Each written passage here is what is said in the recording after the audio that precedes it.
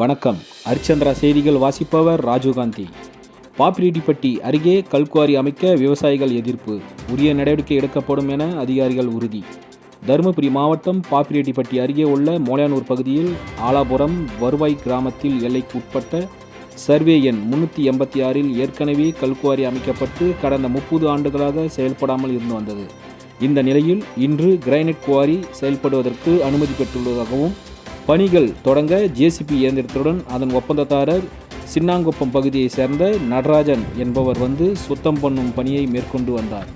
கல்குவாரி செயல்பட தொடங்கும் என்பதை அறிந்து அப்பகுதி சேர்ந்த 10க்கும் மேற்பட்ட விவசாயிகள் வனவிலங்குகள் வாழக்கூடிய பகுதி அருகில் விவசாய நிலங்கள் தென்னை, வாழை, பாக்கு போன்றவைகள் பயிரிடப்பட்டு விவசாயம் செய்து வருவதாகவும், நெடுஞ்சாலை ஓரத்தில் இருந்து கல்குவாரி அமைந்தால் போக்குவரத்திற்கு இடையூறு இருக்கும் எனவும், பொதுமக்கள் சென்று வருவதற்கு இடையூறாக இந்த கிரானைட் குவாரி இயங்கும் என கூறி எதிர்ப்பு தெரிவிக்க முயன்றனர். தகவல் அறிந்து வந்த பாப்பிரெட்டிப்பட்டி காவல் ஆய்வாளர் வான்மதி, வருவாய் ஆய்வாளர் விமல் மற்றும் வருவாய்த்துறை சார்ந்த அதிகாரிகள் சம்பவம் அறிந்த இடத்திற்கு வந்து விவசாயிகளிடம் பேச்சுவார்த்தையில் ஈடுபட்டனர். இது குறித்து உரிய விசாரணை மேற்கொண்டு விவசாயிகளின் கோரிக்கைகள் குறித்து பரிசீலனை செய்து உரிய நடவடிக்கை எடுக்கப்படும் என உறுதியளித்தனர்.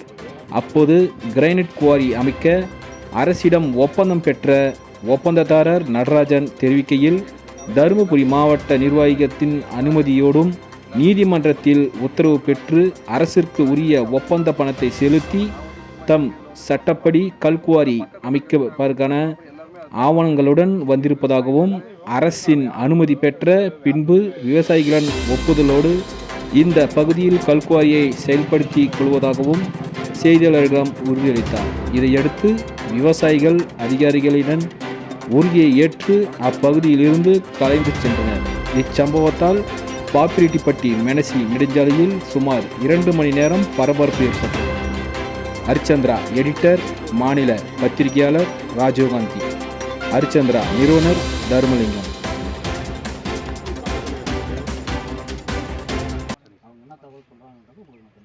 வணக்கம். நாங்கள் தருமபுரி மாவட்டம் பாப்பிரெட்டி வட்டம் மோலையானூர், ஆலாபுரம், மெனசி, மருக்காலம்பட்டி அனைத்து பஞ்சாயத்து விவசாய சார்பாகவும் இங்கே ஒரு அரசு கோரிக்கை வச்சுருக்கோம்.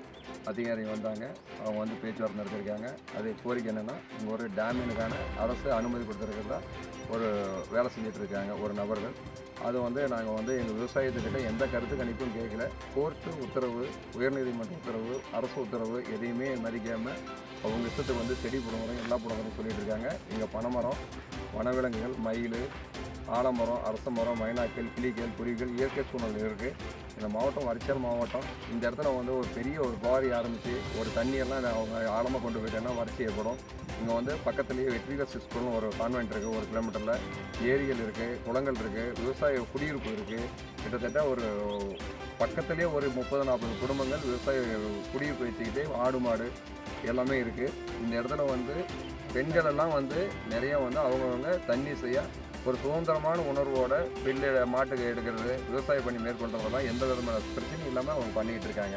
இப்போ வந்து அடையாளம் தெரியாத நபர்கள் நாங்கள் வந்து குவாரி வேலை செய்யணுங்கும்போது எல்லா இடத்துக்குமே இவங்க வந்து யாராலையும் ஏதோ தொந்தரவு வர்றதுக்கு வாய்ப்புகள் நிறைய இருக்குது.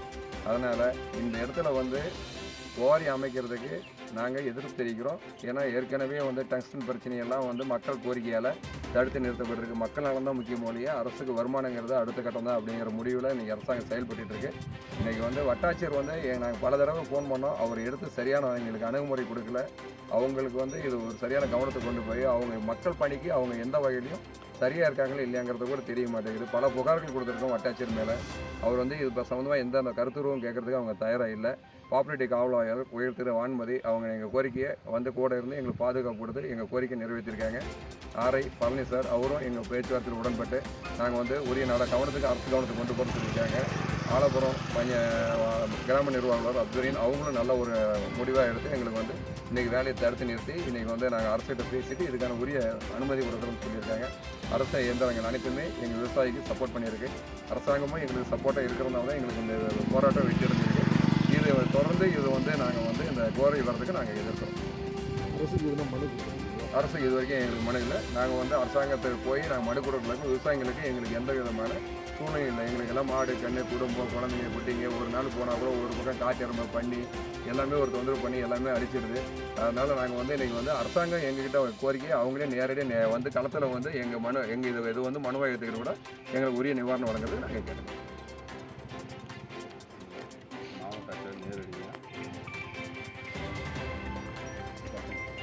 சாதாரண ஒரு ஏழை குடும்பத்தில் விவசாயம் பிறந்தவன் கொஞ்சம் மெதுவாக கஷ்டப்பட்டு ஆர்டர் பண்ணி கொஞ்சம் முன்னுக்கு வரும்போது ஒரு டிராக்டர் வாங்கினேன். டிராக்டர் வாங்கின பின்னாடி அதில் கம்பர் ஸ்டோர் பண்ணேன். அது ரெண்ட்டுக்கு வந்து கர்நாடகாவில் வந்து ஸ்ரீ சேராகிரன்ஸ் கம்பெனியில் கேட்டாங்க, கொடுத்தேன். அந்த வண்டிக்கு மாதம் ஈச் எவ்ரி மந்த் ரெண்டுக்காக நான் போவேன். அவர் என்னை வந்து 3 மாதம் பார்த்துட்டு 4வது மாதம், தம்பி என் மைண்ட்ஸை நீயே பண்ணுப்பா, என்னுடைய டிசிப்ளின் எனக்கு பிடிக்குது அப்படின்னு சொன்னார். வீட்டில் வந்து கேட்டால் வீட்டில் ஒத்துக்கலை, யாருமே அப்பா அம்மாலாம் ஒத்துக்கலை. இருந்தாலும் அது அவர் எனக்கு அந்த அரவணைப்பில் வந்து என்னால் முடியும்னு சொல்ல முடியாத போய் ஒர்க் ஸ்டார்ட் பண்ணிட்டேன். அன்றைக்கி வெறும் கையங்கால தான் போனேன், அந்த மிஷினோட தான் போனேன். இன்றைக்கி கிட்டத்தட்ட ஒரு 1000 பேர் வேலை செய்கிறாங்க. வேறு கம்பெனியில் ரேசிங் காலேஜாக தான் போனேன். உழைப்பான வந்து கடவுள் வந்து 40 ஆண்டு உழைப்பு, மனைவி மக்கள் எல்லாத்தையும் விட்டுட்டு 40 ஆண்டு நான் வெளியில் வந்துட்டேன். கர்நாடகா, ஆந்திரா, ஒரிசா, 3 ஸ்டேட்டில் இருந்தேன். இன்றைக்கி வந்து இறைவன் நல்லா வச்சுருக்காரு. இப்போ ஏஜ் ஆகிடுச்சு, இப்போ 72 ஆகிடுச்சு. இதுக்கு மேலே வெளியூரில் போய் பிஸ்னஸ் பண்ண முடியாது. எல்லாமே நம்ம வந்து ராயல்ட்டிக்கு டெண்டருக்கு கொடுத்துடலாம், வயசான காலத்தில் தூரம் போகணும்னு சொல்லிட்டு லோக்கல்னு கவர்மெண்ட்டில் டெண்டர் கால் பண்ணாங்க அரசாங்கத்தில். அப்போ பார்த்து எனக்கு வீட்டிலேருந்து 5 கிலோமீட்டருக்கு வந்து பார்த்தேன். சரி செய்யலாம் அப்படின்னு சொல்லி ஒரு ஆசை வந்துச்சு. கால் பண்ணி டெண்டர் விட்டாங்க கலெக்டரேட்டில். ஹையஸ்ட் பீட்டில் எடுத்தேன். நிறைய போட்டி இருந்துச்சு. இருந்தாலும் உள்ளூர் அரசு தரப்பில் வந்து ஒப்பந்தம் கோரினாங்க. ஆமாம், அரசு தரப்பு தான் டெண்டர் ஆக்ஷன் கொடுத்தாங்க. அதை வந்து எல்லோரும் நிறைய பொதுமக்கள் நிறைய வந்திருந்தாங்க. அவர் நீங்கள் ஒன்று கேட்குறீங்க, அவர் ஒன்று கேட்குறாரு, எல்லாமே கூறுறாங்க. அது அரசுக்கு நான் 3,40,00,000 தான் ஃபிக்ஸ் பண்ணிருந்தாங்க. 7,5 கோடி கொடுத்து டெண்டர். 20 இயர்ஸ், 20 ஆண்டு லீஸ் எடுத்தேன். அடுத்த நாளே பணம் கட்டிட்டேன். ரைட்டில் லீகல் அமௌண்ட்டு இல்லை ஒயிட் மணி. 20 வருஷத்துக்கு வந்து 7,5 கோடி உண்மையான கேள்வி. 7,5 கோடி வந்து டேக்ஸ் எடுக்கிறதுக்கு மட்டும், ஈச் எவரி கியூபிக் மட்டும் நம்ம ராயல்ட்டி கிடையாது கவர்மெண்ட். ஆமாம், ஈச் எவரி கியூபிக் மட்டும் நீங்கள் பர்மிட் மைண்ட் டிபார்ட்மெண்ட் பர்மிட் வரையும் நம்ம இஷ்யூ பண்ணுவோம். ஆனால் இஷ்யூ பண்ணால் தான் அவங்களுக்கு பர்மிட் இஷ்யூ பண்ணுவோம். நல்ல கேள்வி.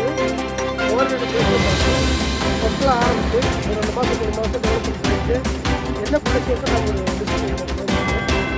மீட்டர் எவ்வளோ வருஷம் அப்போ துறையில் தெரியும். அப்போ வந்து ஒரு 100 மீட்டர் 2 மீட்டர் வருதுன்னா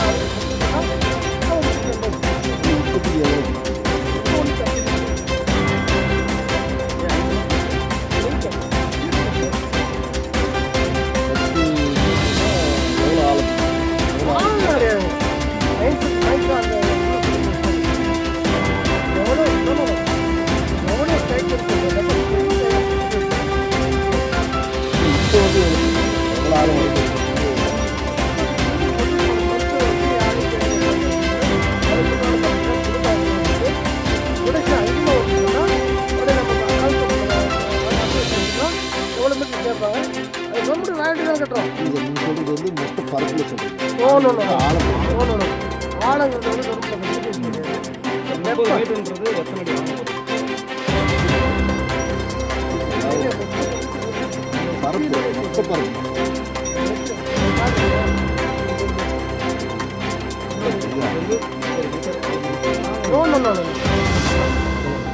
மெட்டீரியலுடைய மெஷர்மெண்ட்.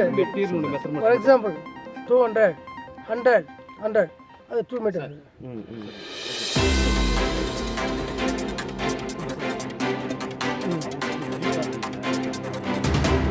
அருமையான கேள்வி. நான் ஒரு விவசாயம் கொடுத்துருப்பாங்க.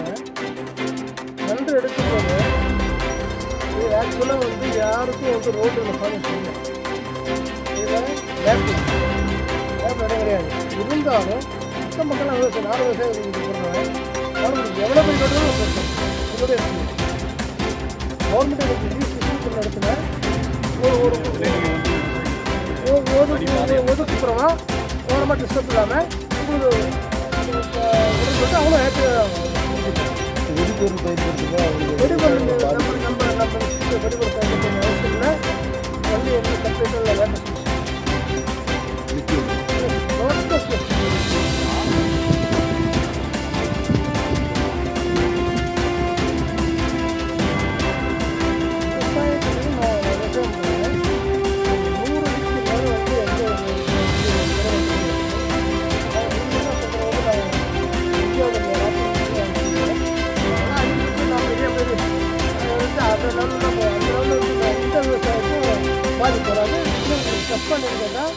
நான் ஆழத்துக்கு முன்னாடி மழை பெய்யுதுன்னா தண்ணி அங்கே நிற்கும்போது மற்ற ஏரியெல்லாம் மட்டும்தான் வந்து தண்ணியில் ஊறும். வனவிலங்குகள் பாதிக்கின்றாங்க சார். வனவிலங்குகள் குவாரிக்குள்ளே வராமல் தடுக்கணும். அருமையான கேள்வி. வனவிலங்குகள் வந்து இருந்தால் அரசில் வந்து இன்ஸ்பெக்ஷன் பண்ணி தான் தள்ளுவாங்க. இங்கே ஃபாரஸ்ட் ஏரியாவோ வனவிலங்கு வருமா, வாழ்வாதாரம் பாதிக்குமா அப்படின்னு பார்த்துட்டு அரசாங்கத்துக்கு ரெண்டு கால் பண்ணுறாங்க. அதை வச்சு தான் நான் வந்து கவர்மெண்ட் இஷ்யூ பண்ண மாட்டேன். ரெண்டரை இஷ்யூ பண்ணி நான் எடுக்கிறேன். வனத்துறை அப்ரூவ்டு வாங்கிட்டீங்களா? Under 1%, not only single, any all department. இந்த குறைக்கு எந்தெந்த இது பர்மிஷன் எல்லாத்துலேயும் வாங்கி எல்லாத்தையும் சப்மிட் பண்ணுறது அப்படின்னா